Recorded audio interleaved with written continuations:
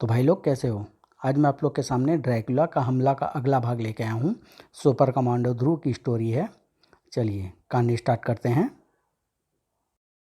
यूलोजियन की वंशज यूलोजियन का वंश अभी तक चल रहा है, यह तो मेरे लिए खतरे की घंटी है।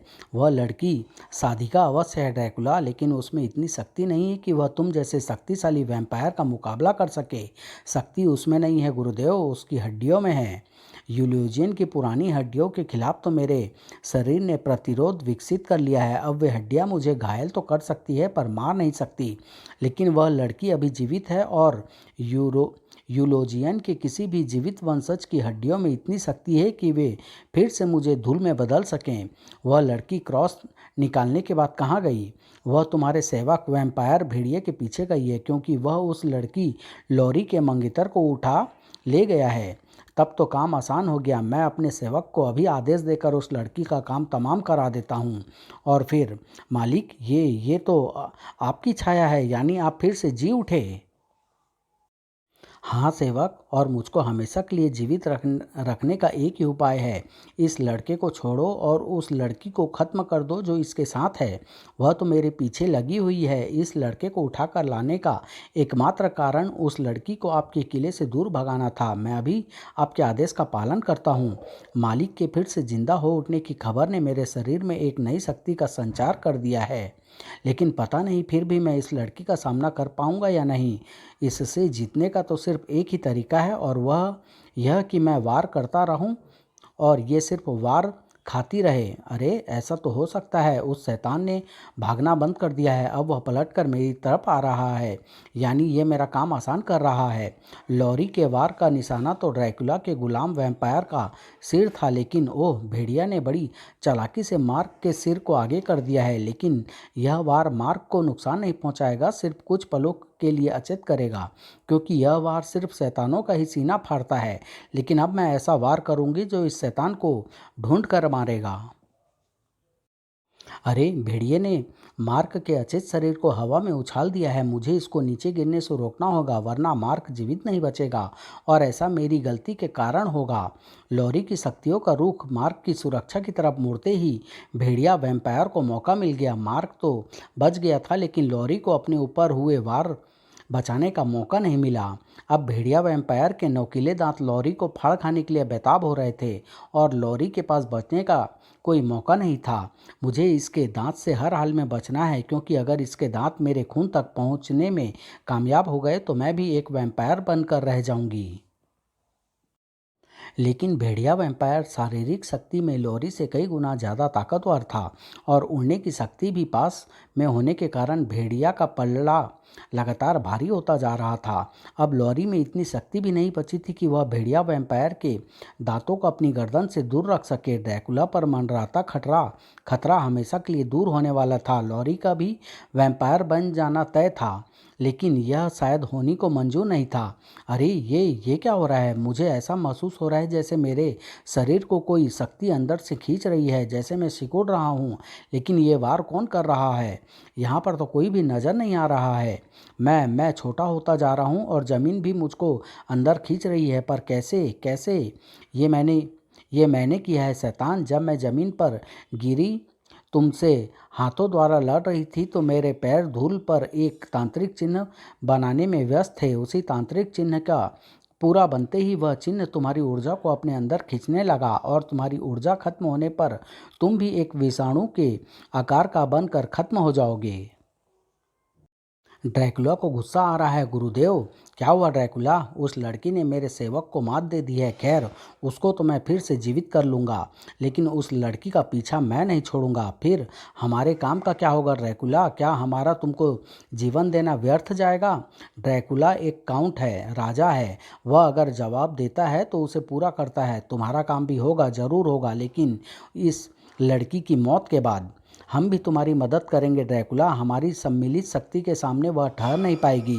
शेर अकेले शिकार करता है, झुंड बनाकर नहीं। ड्रैकुला भी एक शेर है, और अगर मैं एक मामूली सी लड़की को अकेले नहीं मार सकता तो मुझको वापस कब्र में सो जाना चाहिए।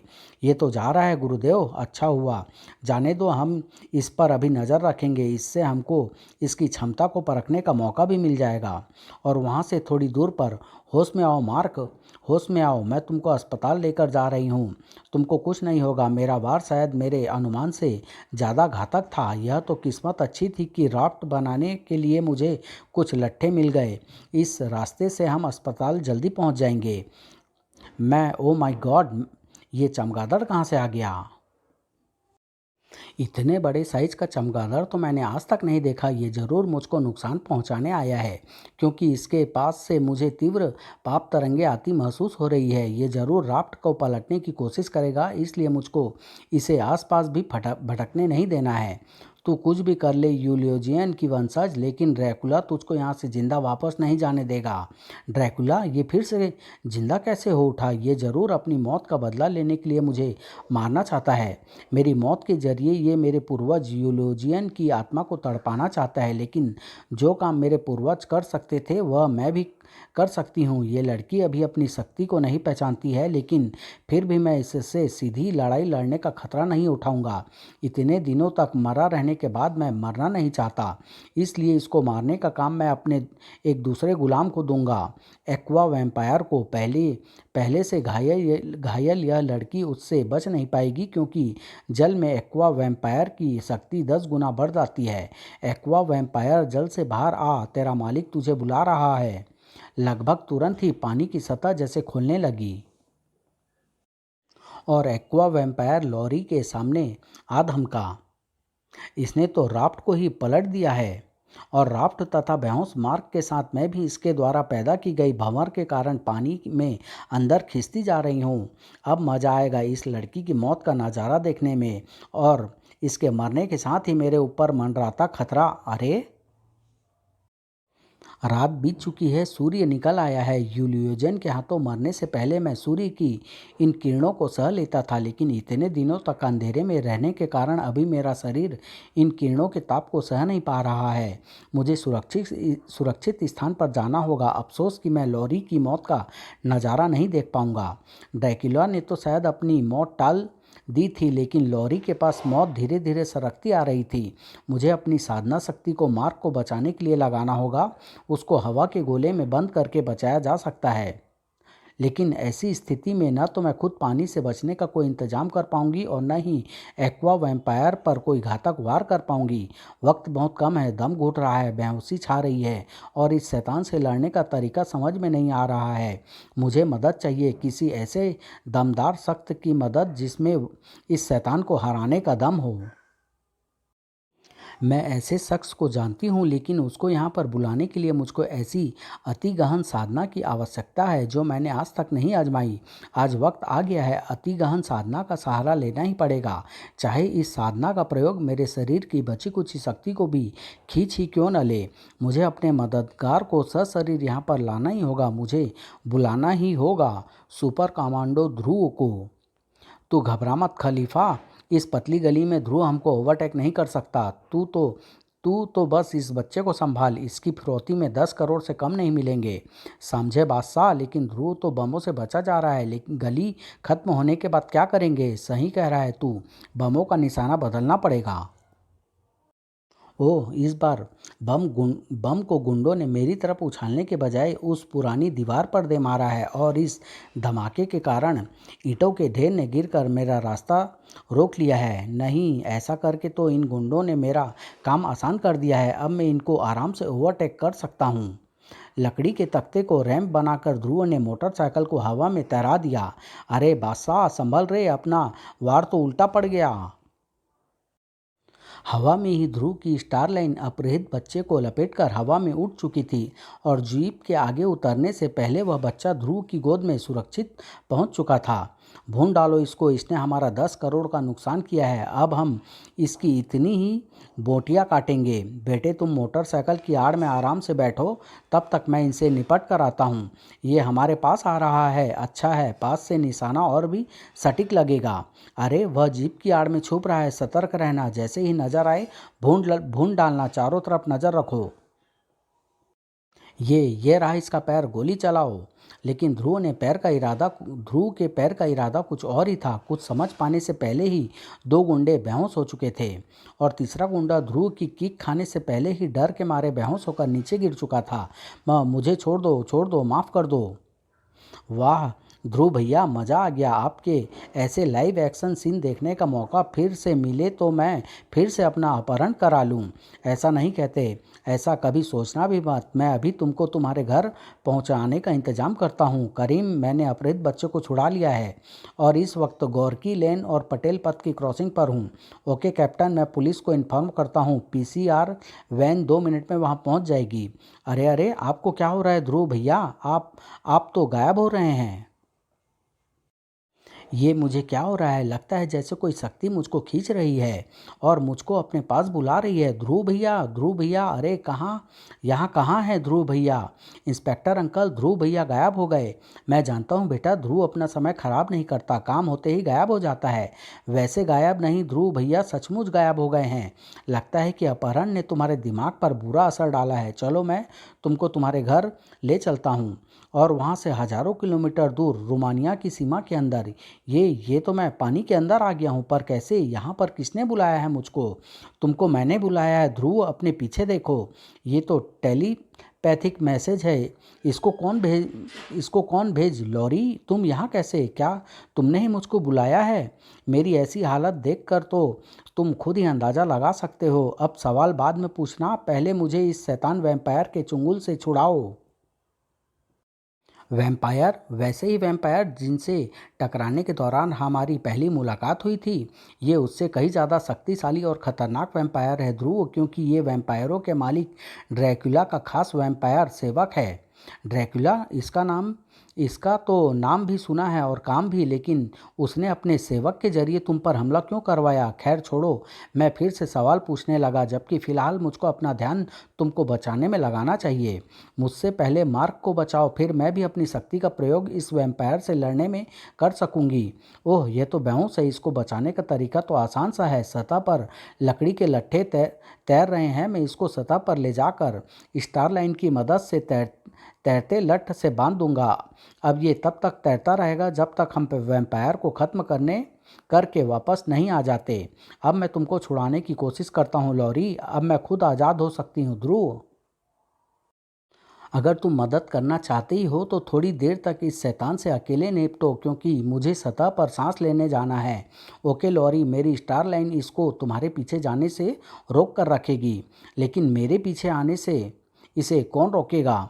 समझ गया। वैम्पायर अपने लंबे वाले दांतों को अपने शिकार के शरीर में गड़ाकर खून पीते हैं और अपने शिकार को भी वैम्पायर बना देते हैं। अगर मैं इसके दांतों को ही तोड़ दूं तो ओह, मेरे घूंसों में इतना दम नहीं है कि इसके दांतों को तोड़ सके। अपने दांतों को ये खुद ही तोड़ेगा। बस इसके लिए मुझे थोड़ा सा सतर्क रहना पड़ेगा। इस बार जब एक्वा एम्पायर के दांत ध्रुव की तरफ बढ़े उन उनको लोहे के चने चबाने पड़ गए। ध्रुव के ब्रेसलेट उसके नुकीले दांतों के बीच में आ गए थे। कड़ाक की आवाज़ के साथ एक्वा वैम्पायर के दांत टूट गए, लेकिन ओह, इसके शरीर में हाथों की जगह उभरी हर एक हड्डी दांत बन गई। इतने सारे दांत को मैं नहीं तोड़ सकता। और ये दर्जनों दांत दोनों तरफ से मेरी ओर बढ़ रहे हैं। अब तो बचकर भागने का भी रास्ता नहीं बचा है और मैं नागराज की तरह गायब नहीं हो सकता। लेकिन ध्रुव के शरीर तक पहुंचने से पहले ही उन दांतों को थामने वाली हड्डियां टूटकर बिखर गई। थैंक्स लॉरी, मैंने तो तुमको थैंक्स नहीं कहा था। दोस्तों के बीच में नो थैंक्स और नो सॉरी। अब तुम देखो कि मैं इसकी हड्डियाँ कैसे तोड़ती हूँ। अरे, मैं इधर की हड्डियाँ तोड़ती हूँ तो उधर की हड्डियाँ जुड़ जाती है। ये जरूर इसके वैम्पायर शक्ति का कमाल है। तो फिर किसी दूसरी शक्ति का प्रयोग करो लॉरी। मेरी कोई भी शक्ति इसको सिर्फ रोक सकती है, मार नहीं सकती। हम ये चूहे बिल्ली का खेल ज़्यादा देर तक नहीं खेल सकते लॉरी। अगर हमने इसको जल्दी ही ख़त्म न किया तो ये हमको ख़त्म कर देगा। वैम्पायर को तो सिर्फ दो ही चीज़ें ख़त्म कर सकती है, सीने में धंसा क्रॉस और या फिर सूर्य की किरणें। सूर्य की किरणें पानी की परतों को पार करके यहाँ तक नहीं आ सकती। और क्रॉस को अगर हम किसी तरह से बना भी लें तो उसे इसके सीने में धंसाने के लिए इसके पास पहुंच पाना मुश्किल है। अब तो तुम ही कोई आइडिया सोच सकते हो। तुमने मुझे बुलाया ही इसलिए है लॉरी। ओह, वे लट्ठे, मुझे हथियार मिल गया है लॉरी। एक काम करो, अपने तांत्रिक वारों से इन लट्ठों को खोखला कर दो। गुड आइडिया ध्रुव। ऐसे बने खोखलों के बीच में घुसकर हम एक्वा वैम्पायर के वारों से बच सकते हैं। गलत लॉरी, ये लकड़ी के खोल बचाव के हथियार नहीं बल्कि हमला करने वाले अस्त्र हैं। हमला करने वाले अस्त्र? अरे इसको तो एक्वा वैम्पायर का एक ही वार टुकड़ों में बिखेर देगा। इसकी चिंता तुम मुझ पर छोड़ दो लॉरी, तुम तो बस एक्वा वैम्पायर को का ध्यान बांटती रहो। वाह, ध्रुव तो लट्ठे के खोलों को लेकर गायब हो गया और मुश्किल काम मुझको थमा गया है। अब तो ये मेरे वारों का आदी होता जा रहा है, अब तो इसकी हड्डियां भी टूट नहीं रही है।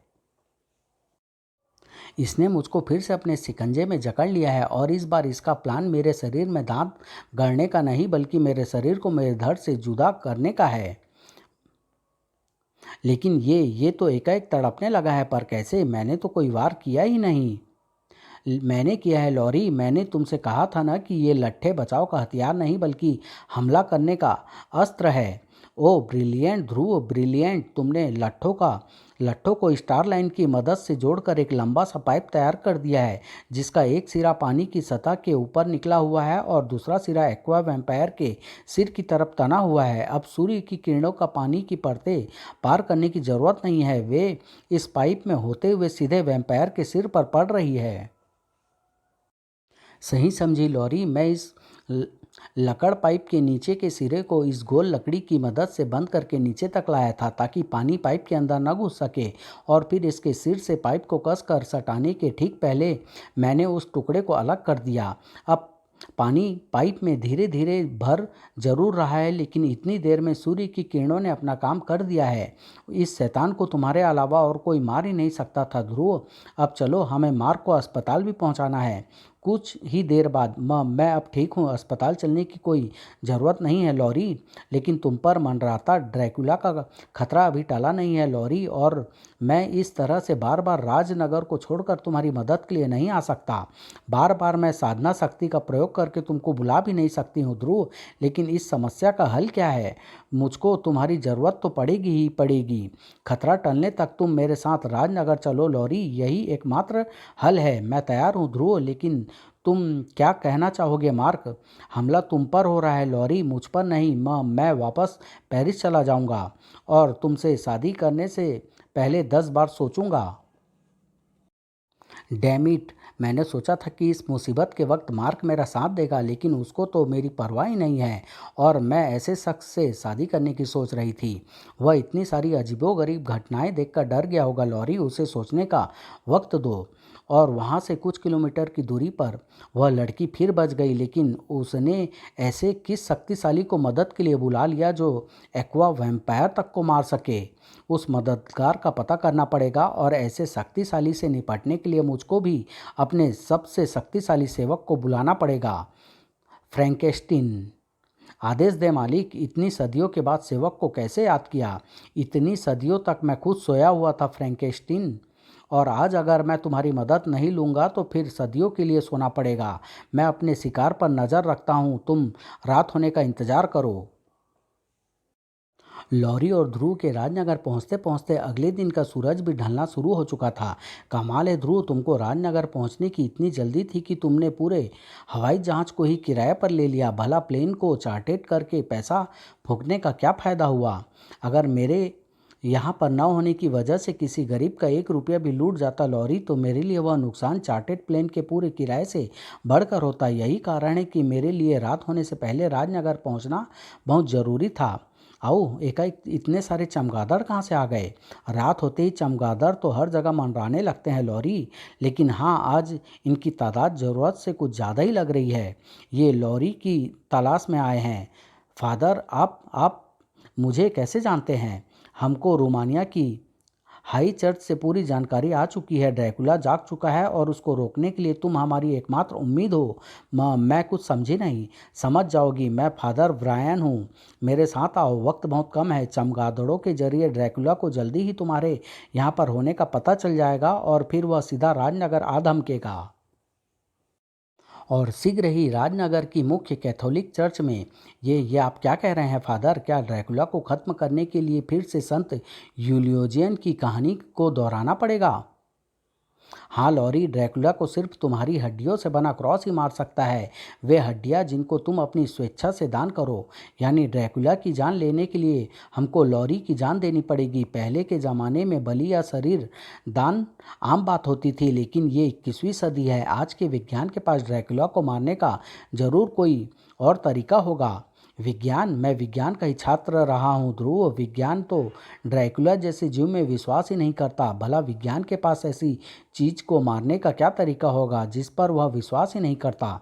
मेरा यकीन करो, ड्रैकुला हर पल और शक्तिशाली हो रहा है। हो सकता है कि कुछ समय बाद वह लॉरी के अस्थि क्रॉस से भी न मरे। फिर दुनिया पर ड्रैकुला का जो हमला होगा उससे हम तुम नहीं बचेंगे ध्रुव, हम भी वैम्पायर बन जाएंगे।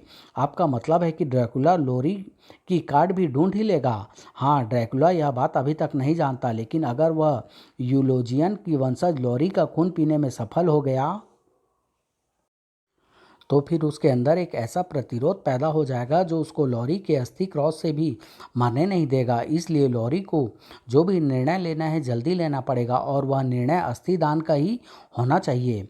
बिना किसी दूसरे रास्ते की तलाश किए मैं लॉरी को कोई निर्णय लेने नहीं दूंगा। बहस जारी थी और समय तेजी से भागता जा रहा था। राजनगर के एक कब्रिस्तान में आपने ये कैसी शक्ति पाली है मालिक? पलक झपकते ही हम दुनिया के एक कोने से दूसरे कोने में आ पहुंचते हैं।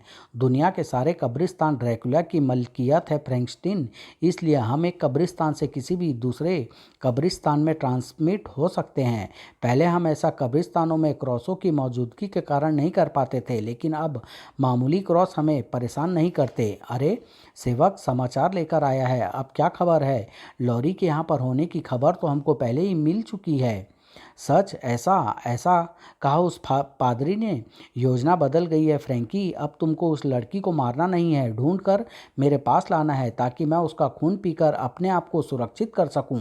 जाओ, चाहो तो उस लड़की की तलाश में पूरे राजनगर में विनाश फैला दो। उधर तू लॉरी को ढूंढ, इधर मैं भी अपनी खून की प्यास को बुझाता हूँ। जा।